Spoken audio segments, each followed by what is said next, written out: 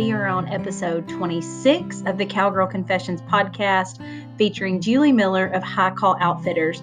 Before we get started, I just want to tell you thank you for listening, choosing to spend your time with us, and thanks for going and leaving a review. So many of you have been kind to do that for us, and I want to share one of those reviews with you today.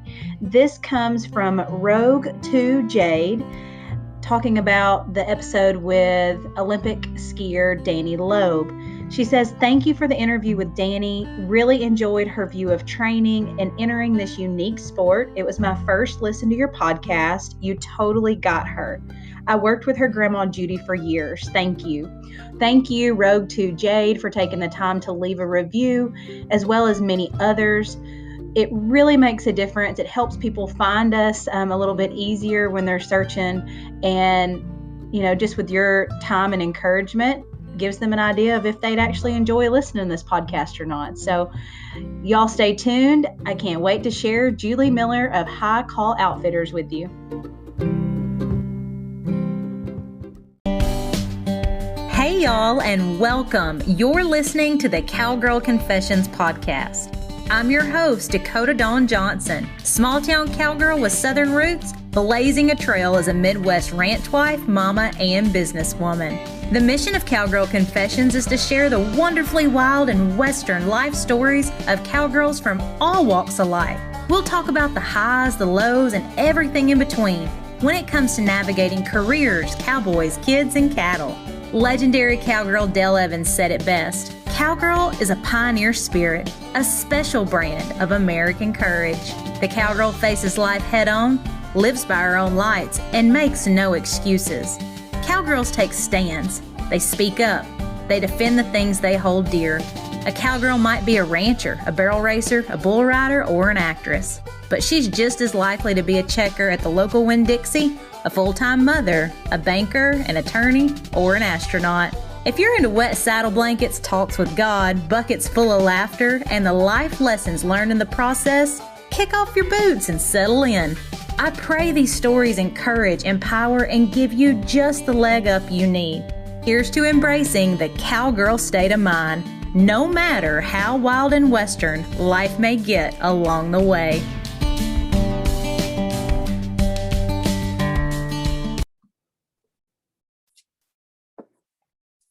Hi, everyone. Thanks for being here for another episode of the Cowgirl Confessions podcast. I am just excited to kick my morning off with my good friend, Julie Miller. She's the owner and operator of High Call Outfitters, located in Great Bend, Kansas. Julie, thanks for being here today. Good morning, and thanks for having us on today. Yeah, absolutely. I've been looking forward to this. You were so kind when I told you, it's been almost a year ago, about this idea I had, and you were like, "Girl, what are you waiting for? Do it." So it's fun to finally get to connect and share you with all the listeners on here. And I think it'd be awesome if you could kind of bring us all up to speed as to kind of what your Western roots are, and tell us a little bit more about you and your family. Well, I honestly can't say I probably have Western roots like a lot of the girls that you've interviewed out there. I wasn't raised on the back of a horse. I wasn't raised on a cattle ranch. My folks were working class people, and we lived very minimal. We had 80 acres that I grew up on. We had a pond. We had a horse that at one time bit me in the leg. We had a few head of cattle that after they would calve, we would sell the calves, and that would be the money that us kids would use to buy school clothes, and it would also help out, with the farm expenses as well. So I wasn't, and I always thought I was going to live in a big city, and here I am. I live on a cattle ranch right now with my wonderful husband, Sean. We raise Texas Longhorn cattle, and then also have a crossbred program, bringing in Angus bulls to create an amazing meat product out there. And it just, that's how I was raised. And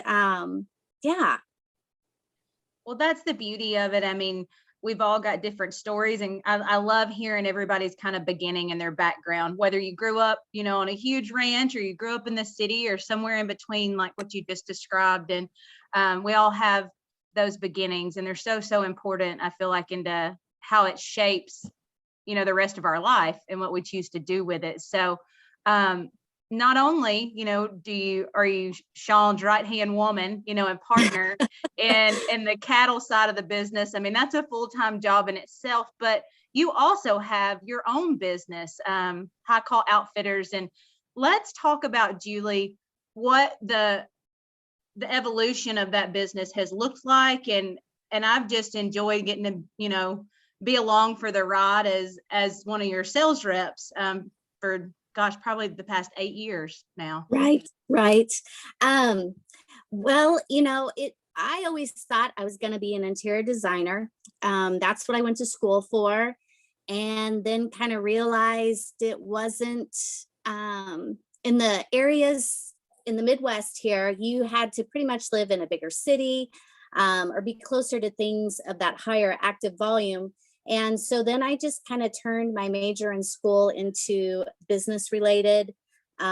So I really didn't know what I wanted to do. I've held several mini jobs. I've been in sales.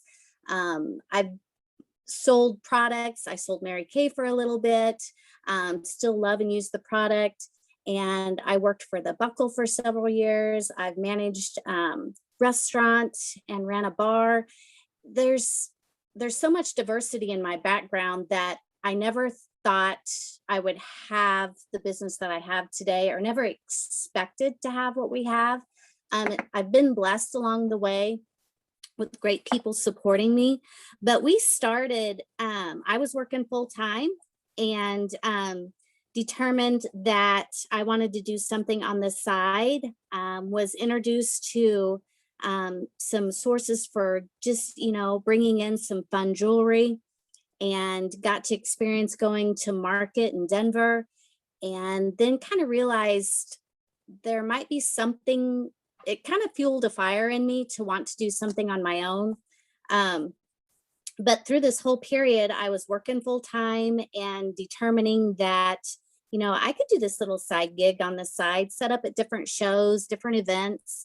My husband still rodeoed at the time. So, we would go to the rodeos and I'd see the vendors set up, and, I enjoyed looking at their product, and, but I looked more into how did they set that booth up? How did they, I looked more at the mechanical side of things instead of, because I knew I could bring in product that would sell or others would want. So I see things a lot differently than maybe some of the other boutique owners out there see things, but just started that way, doing those side gigs, still working full time, opened a store in a little town that was close to where I grew up in, and was given an opportunity to open my business there. And it started to grow there. And then, determining it was an hour away from my home. So driving back and forth, with my full-time job, taking, working weekends. This time I was managing a local restaurant here. It was hard. I would take vacation time to go do different events. I would work part of the day there, and then come back and finish out the evening here in Great Bend. It's just hard getting that footing and getting a business started. But I started to see growth. I changed jobs, went to the Buckle to start working, and kudos to them. Anybody who has ever worked for that company learns amazing sales ethics, how to merchandise and do different things. And I learned a tremendous amount of information there. And that gave me a strong footing for enabling me to be at the stage that we are right now.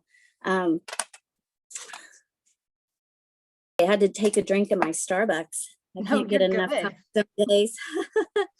But anyway, so, through changes, we were part of a cooperative here in town. And that grew to a point where I could work there full time, and continuing to grow the business and traveling with it, setting up at different events. We found great success at a lot of different cattle shows and horse events. And, some of those shows we've gone to for probably 15 years or more and still continue to go to, just due to the fact that those customers look forward to seeing us. They reach out before those shows and ask, hey, are you coming this year? So that's what keeps that drive going, to continue growing. But as we have found over the last 5 to 7 years, now that we have our own storefront, that, we don't have to travel as much, but starting this business out of your own personal back pocket, encountering a lot of debt and figuring out how to cover that and make things work. It's a tough road. And it takes a lot of dedication. And you've got to have a lot of willingness to change and adapt along the way. I mean, we saw that last year with what was going on in the world, but that's kind of how the business started. And it was just, I saw a need for things in our area that weren't around. Great Bend isn't a huge town, but, you're finding that like we had a local JCPenney's and it's closed now. We had a local, several other downtown stores that have closed since I've lived here. So you have to be very diverse and understand what the needs are and be able to accommodate those. You said earlier, Julie, that, you look at things in more of a mechanical kind of mindset. And that's one of the things I've always really admired and respected about you and learned from you, quite frankly, is you're very visual, but then also it's not just about all the pretty things you can buy and sell. While that does come into, it's factored in, you very much have that business mind all the way from start to finish, from merchandising the product to imagining that person walking out the door with a branded bag, from you, and everything in between, from what you're just talking about, being very diverse. And you have a brick and mortar store. You've evolved over time and also have a very strong online presence, and you continue to be selective in it, but you continue to set up at these shows. And so I think for anybody listening, that is, whether they're in the boutique world or, they're just in retail in general, sometimes it can be a little overwhelming to think about how you're going to do all those things. So I know you just described it. It's kind of been a process, but if you could, tell us kind of the year that this all started to give a better scope of, how it really unfolded. And also kind of the shifts that happened in between, because, you had a name change, and then also how it started, what you were carrying then, to the full scope of products you carry now. Wow. How much time do we have? Because I know there's a lot of information I could share and give and maybe help others with. Originally, the business started as tiramisu, and that name, it's an Italian dessert for anybody out there that's unsure of it. It just, when I was at the restaurant, an event occurred and my boss had asked if I could come up with a dessert for an Italian night, and I thought tiramisu. So I actually created the dessert. It went over really well, and I don't know why, but that name stuck in my head. So with the evolution of the store, the first initial thought was, bring stuff that is unique and different, brands we don't see, just keep it ladies, just a few of this, a few of that, but make it very eclectic. So that girl that comes in and shops with us is always going to find something new and different at the store. Well, then, we had changed gears a little bit, and that was when we first opened that first brick and mortar in Bueller. And then when we moved it back to Great Bend, we kind of continued on that path, but I was finding I was picking up more core brands in the Western industry, like Ariat as an example. There's other brands out there that we picked up. Some of them we've continued to carry, others we've kind of, let fade away just because of the changing dynamics of the store. But as we've evolved, I saw more of a need for men's apparel, boots in our community. So when we stepped away from the cooperative, we created a space that enabled us to bring in more men's fashion apparel, Western boots, workwear, that type of thing. And the space that we used to have, I drive by that building almost every day and kind of grin and chuckle as I drive by it, realizing how small we had to start in order to have what we have today, and how we crammed everything into that little building. And those that have shopped with us over the years have seen the evolution of our store. And I remember when we first moved into this location that my husband said, I don't think you have enough stuff to fill it.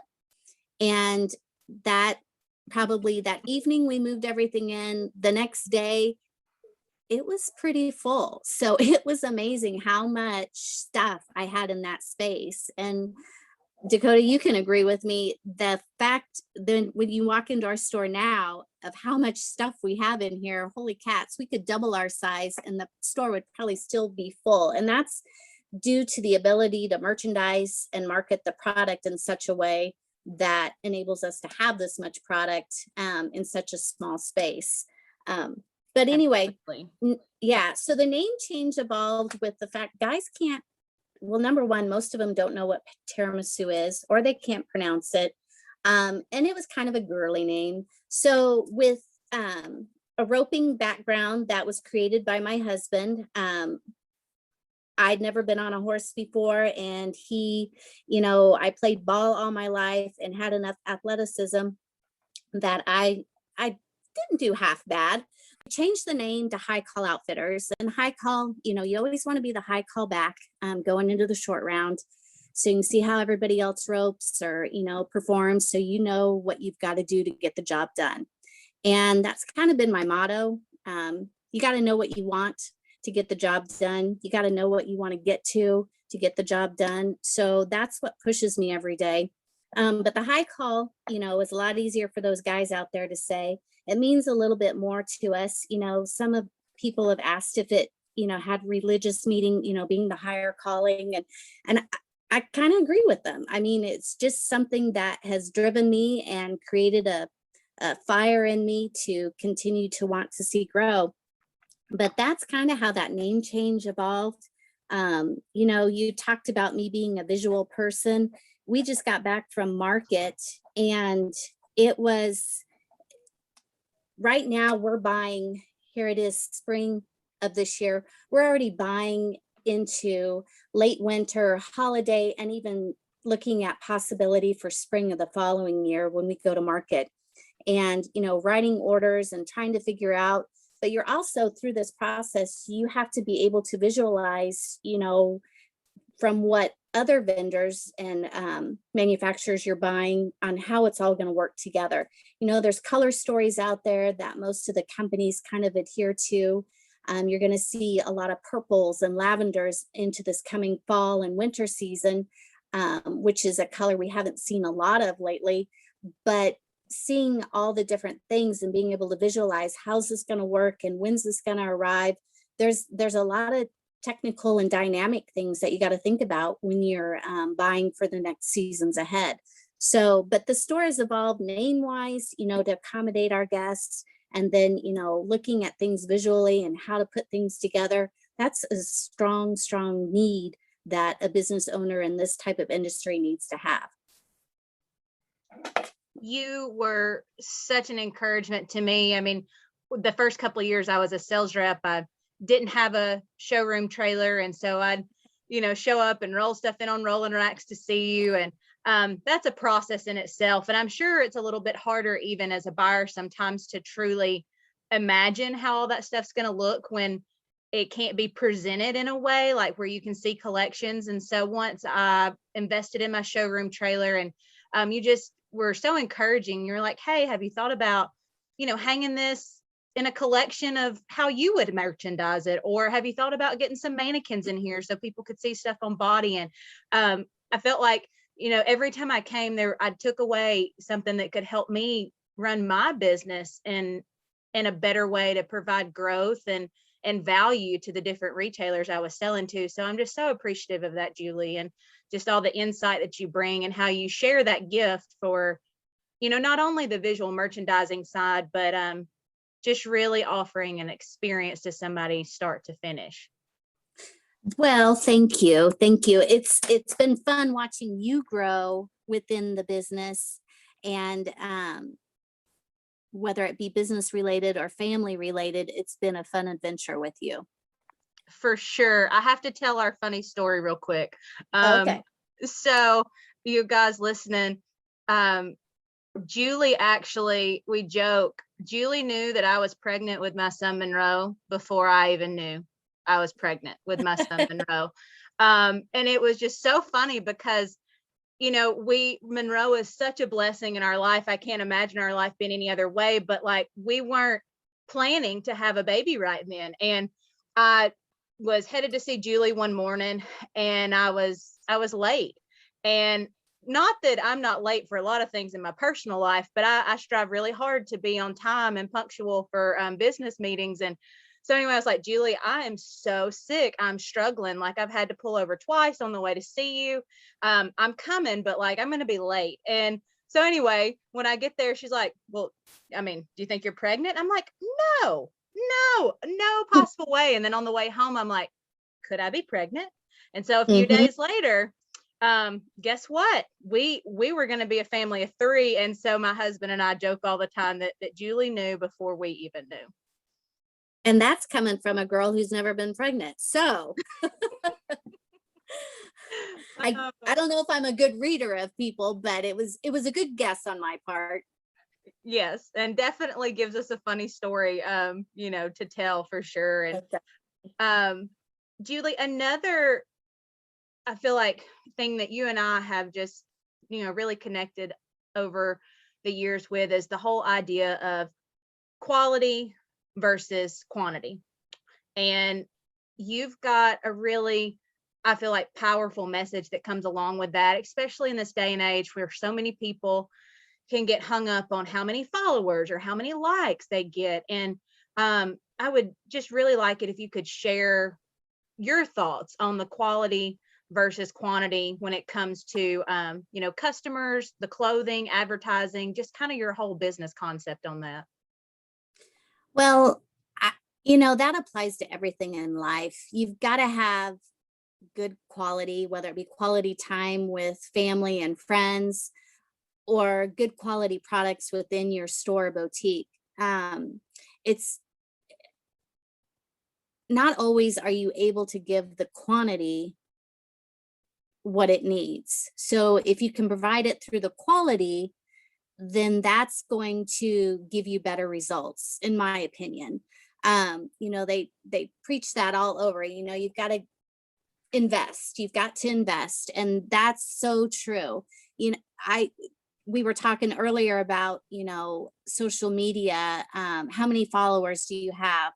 You know, we pay attention to that, but I also know that we have such amazing customers and guests that visit our store, our website, our social media pages.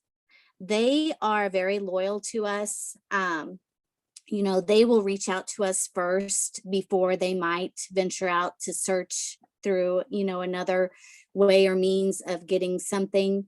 But they come to us first and ask if we can get it, which gives me a lot of pride. It's telling me that within our store and within all our platforms that we offer great customer service. And I think that's what drives us on a daily basis. And that's something I've always preached here in the store is, you know, you want that guest to feel like they are the number one. They are our number one priority when they come through the store. So, you know, we might see one guest between now and noon, or we might see 20, but each one of them deserves to feel like they are awesome, number one, for coming to our store, but awesome in such a way that we want to provide them with the best product or service out there that we can provide within our means. You know, this year we've created an opportunity to allow people in our community to enter our storefront by offering tux rental services. And we're seeing so many different faces come through that front door. And this is our prime opportunity to grow the quality example or offering to show these people that may have never stepped in our door because they think we're a Western store, but see how diverse we've become and how expansive we are with the offerings that we provide. So, it's all about quality that you can provide, whether it be through customer service or your product. But then, you look at they say don't compare yourself, and you shouldn't, because everybody is at different levels within their business, have different issues behind the scenes that they're dealing with. So there's so many variables, when you put all that together and how you evaluate your business. We don't do a lot of advertising on the social platforms. We've tried some, and it just, to me, it hasn't ever paid off. And maybe a lot of that is because, first of all, I don't understand a lot of the platform algorithms and all the hoopla that is behind that. I know there's companies out there that will help you muddle through and maybe get a better footing and understanding of some of these things. But my number one priority is that guest comes through my front door. So whatever we acquire through the platforms out there, that's just icing on the cake. And granted, we take care of our platform customers just as well as we do with the ones that come through our front doors. But, it's a face-to-face business for us here in Great Bend. And, so we haven't invested a lot of time and money into that advertising, but, that's something we can look at into the future. Last year kind of created more of a need to investigate and figure out, will these platforms help us grow? And they have. We've spent a little more time. I brought in more employees here into the store to help level out, all the tasks that we have here in the store, and hopefully freeing me up to do more things on that side of the fence. But it's not a number one priority for us to have thousands and thousands of followers. But you think, gosh, that's giving you more exposure.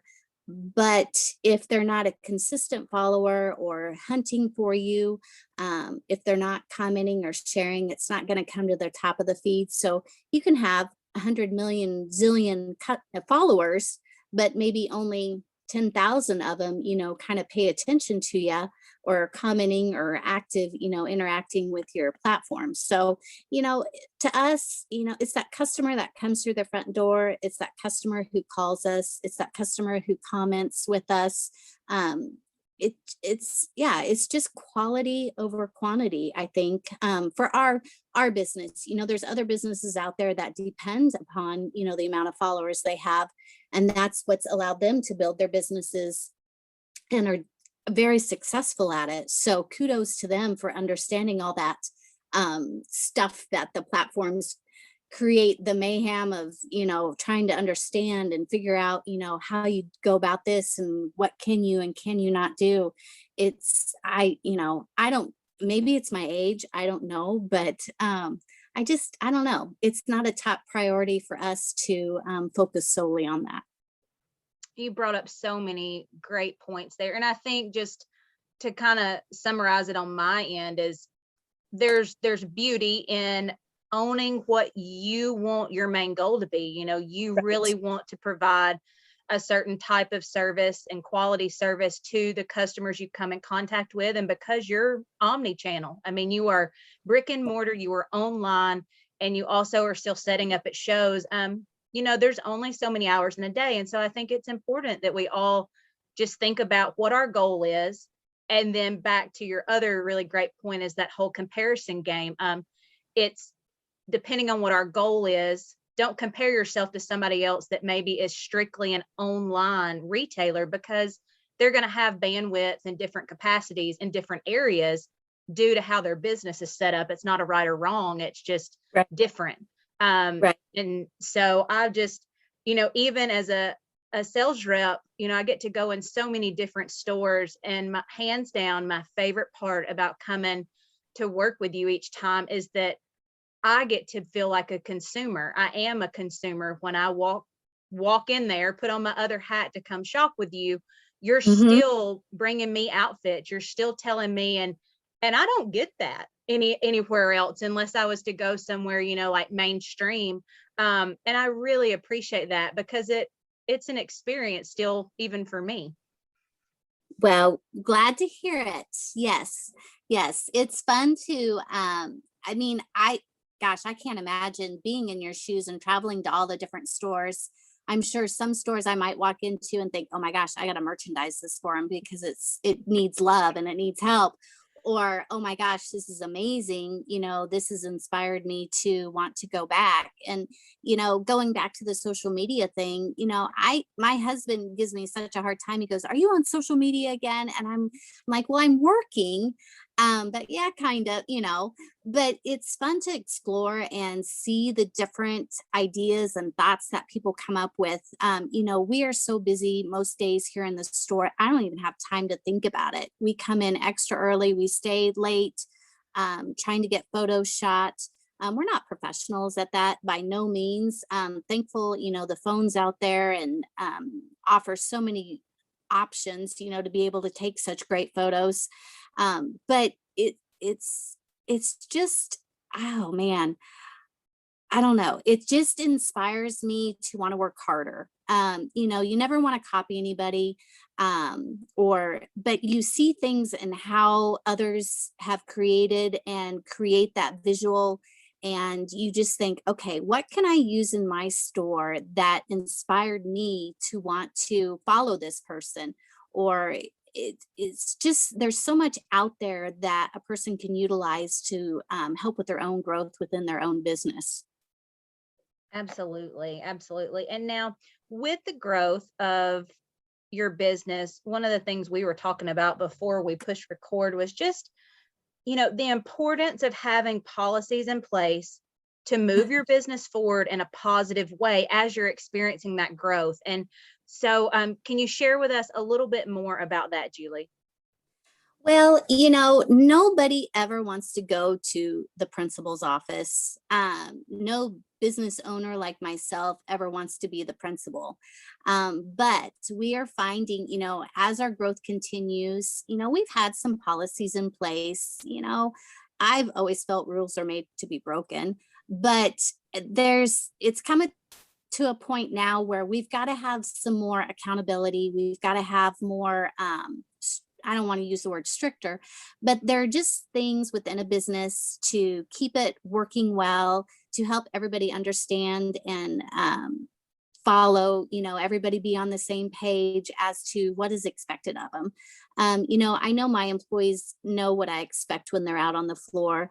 I also feel like I kind of, give them expectations of, how they conduct business outside of the store as well. I don't want anybody to ever come in and say, "Well, I saw so and so and doing this and doing that and things." I want great employees that understand our mission here in the store. So there's HR is such a, if a person could hire someone to come in and do all that work and create all the store policies and how do you follow this and sick days and vacation and all the different things that go into that category, that would be awesome. But as a small business owner, you kind of determine where you want to invest your money. And if you've got 10 minutes out of your day, that's what you do. It's whether you're writing HR policies or you're scrubbing toilets or you're mopping the floor or dusting a fixture or helping a guest get fitted for a tux, you do it all. So that's, first of all, that's enabled us to grow tremendously by watching how we delegate things out as a business. But having to create those policies and procedures, it's not fun, but with our growth here in the store, it's something that we've had to work on and start implementing and being a little more, holding all of ourselves, even myself included, more accountable in order to get the job done and do it the right way. That is just so valuable, what you just said. And I feel like so relatable to people listening, no matter what business venture they're in, is just you having some policies in place to allow you to be more efficient and effective in how you manage things. Or, I mean, it's vital for growth. And we're all working hard, and the goal is we want to grow, and we want a business that's going to be sustainable. So Julie, I feel like what you just said, it just has the Cowgirl State of Mind written all over it. And that really kind of leads into my next question is, what does the phrase Cowgirl State of Mind mean to you? And how much time do we have? Because that, I mean, when you mentioned that earlier, that you were going to ask me that question, my mind just immediately thought about 10,000 different answers I could give you. In this day and age, you can live in the city, you can live out on the ranch, you can live in an apartment. I mean, you can live in anywhere, but I think that cowgirl state of mind status applies to anybody out there, just due to the fact that if you have the drive and the passion behind something, you're going to get it done. And, through all the years of traveling and building this business, I guess you could say I've had that cowgirl state of mind, because we've learned to have to do things on our own and, wrangle a customer, or, there's, oh, Dakota, that's a loaded question. But I think just having that passion and fire in anything that you choose to do, I think that encompasses, that cowgirl state of mind. So good, Julie. So good. Every time I get to talk with you, I just leave feeling like, whew, that was a breath of fresh air right there. So thank you so much for your time today. Just all of your wisdom that you shared with us, and just thanks for being you. How can people follow up and connect with you, Julie? Well, they can definitely follow us on all the social platforms. We utilize Facebook and Instagram the most for our business here of High Call Outfitters. You can look us up under that name. And then we do a little bit on Pinterest. Every random moment I might have, if we took an awesome picture, I'll post it to our Pinterest page, but you'll find the majority on the Instagram and Facebook page that we've created. And, they can shop with us online at highcalloutfitters.com. And then our storefront is located in Great Bend, Kansas, kind of in the middle of the state. Here the last few days, the wind has blown. So that's kind of a common thing here in Kansas. And it can go from 0 to 60 pretty much all in the same day weather-wise. So you always have to be prepared. But our storefront here is located in Great Bend. We're on the main drag through town at 4100 West 10th. We're open 6 days a week, 24/7, the website. You can reach out to us at any time, make a comment on our social media pages, and we'll try and get back with you as soon as possible. That's back to, giving quality time at home. So sometimes we may not get back to you till maybe 5 or 6 in the morning when we're getting up and thinking about the day ahead. So if your phone beeps at you early in the morning, sorry about that, but that's when we have to get our day started. But yeah, they can definitely shop with us online or here in store. And then we're also offering a special code that is going to give any of the listeners a 15% off any purchase over $100 using the code CC2021. It starts as soon as you hear this podcast and then expires on May 15th of this year. Awesome. Julie, thank you so much. That's so generous of you. And I never have trouble finding, something I want to buy from you. So I can't wait to use the code as well. My husband thanks you. I thank you. I love shopping with you for the whole family, and just I'm grateful to be able to call you my friend. Well, same to you, Dakota. You've been a bright spot to us. I've enjoyed having you as our area apparel rep, and kudos to you for doing this podcast and raising an amazing family and all the great things that you do. And you're an inspiration to myself as well as many others. Thank you so much, Julie. Have a wonderful week. We will do that. You do the same. All right, girl. Bye. Bye.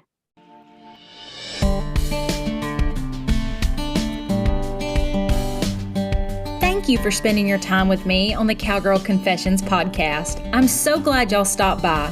If you could take a moment to share this episode and tag us on social media, I'd be happier than a cowgirl in a sea of buy one, get one vintage turquoise. Subscribe to make sure you don't miss an episode. New episodes will be released bi-monthly. Please leave us a review if you feel so led by going to iTunes. Your feedback will really help us breed the idea of grabbing life by the horns with a cowgirl state of mind into women across the globe. Some that may have never even had the privilege to throw their leg over a horse, but could most certainly use the cowgirl state of mind while navigating life. Thanks again, y'all. Until next time, keep pursuing your dreams with that all go and no woe mentality. Remember, you're writing a story that's worth saddling up for, sister.